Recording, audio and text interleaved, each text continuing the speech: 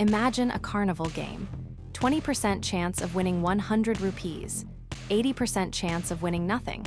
If I play once, what should I expect to get? Probably not 20 rupees, because I can't win 20 rupees. I either get 100 or 0. So where does 20 come from? That's where expected value enters the picture. Play the game 5 times and you might see something like this. 0, 0, 100, 100, 0, an average of 40. But expected value isn't necessarily what happens in one trial or even 5. It's what the average approaches if we repeat the experiment a very large number of times. At 100 plays, the average is still bouncing around.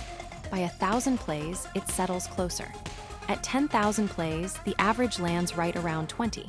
That's the expected value. But why exactly 20 rupees? Because we don't treat every outcome equally.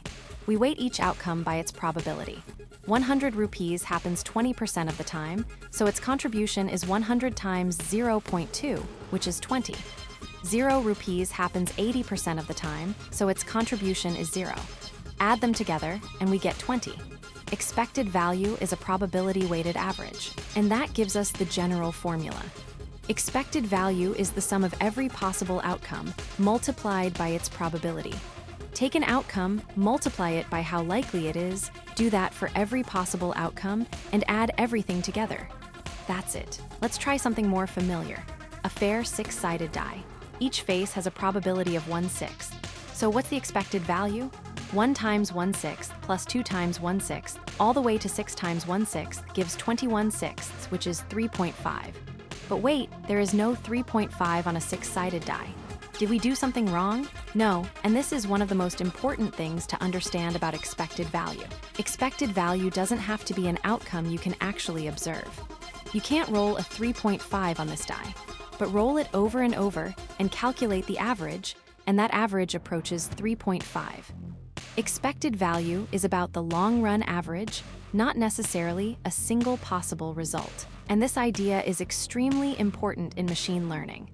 Instead of asking only what happens, we can ask what the average outcome is, once we account for every possibility and its probability. Expected values show up in loss functions, probability models, decision-making, and reinforcement learning. 2 completely different games can have the same expected value. Game A gives you 100 rupees about half the time. Game B gives you 500 rupees, but only 1 time out of 10. Both average out to 50 rupees. So which one should you actually choose? Expected value tells us the long-run average. It doesn't tell us everything about the risk. Suppose you play Game B once. What's your expected payout? 50 rupees. But what will you actually receive? Probably 0, because 50 isn't one of the possible outcomes. Expected value isn't saying you're going to receive 50. It's saying that if we repeated this experiment many times, the average payout would approach 50.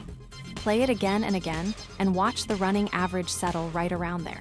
Let's try one with more than 2 outcomes. A game pays 0 rupees 50% of the time, 10 rupees 20% of the time, 50 rupees 20% of the time, and 100 rupees 10% of the time. Multiply every outcome by its probability and add them together. 0 plus 2 plus 10 plus 10. Our expected value is 22 rupees. Now let's make this a decision. Option A gives you a guaranteed 50 rupees. Option B gives you 120 rupees half the time and 0 half the time. Option A has an expected value of 50. Option B has an expected value of 60. So if we're only comparing expected value, option B wins. But would you personally choose it?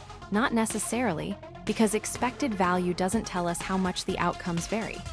That's where variance and standard deviation become useful. Expected value tells us the center, while measures of spread tell us how risky or unpredictable the outcomes are. Real decisions often depend on both. This idea becomes especially important for machine learning. Imagine a model making predictions under uncertainty, several possible outcomes, each with its own probability and each with its own loss. Instead of optimizing for one outcome, we calculate the expected loss. How much loss should we expect on average, once we account for every possibility? That's a fundamental idea behind statistical learning. You can even see expected value in reinforcement learning. An agent has several possible actions, and each action can lead to different rewards. The agent estimates the expected reward for each path and uses that to decide which action is actually worth taking. Something that started with a simple dice roll ends up helping machines make decisions. Let's remember 4 things. Expected value is a probability-weighted average. It's a long-run average, not necessarily one actual outcome. It doesn't have to be a possible result. An expected value doesn't tell you how risky something is. For that, we need measures of spread. A fair coin pays 100 rupees for heads and 0 for tails. What's the expected value? 50 rupees. A game pays 0 rupees 50% of the time, 20 rupees 30% of the time, and 100 rupees 20% of the time. What's the expected value? 26 rupees. True or false? If the expected value is 50 rupees, I will eventually receive 50 rupees. False, expected value describes the long-run average. Here's the simplest way to remember it. Outcome times probability for every possible outcome, then add them all together. That's expected value. We know how to find the center. But what about the spread? How do we mathematically measure how far our data tends to wander from its expected value? That's where we return to one of the most important ideas in statistics: variance and standard deviation.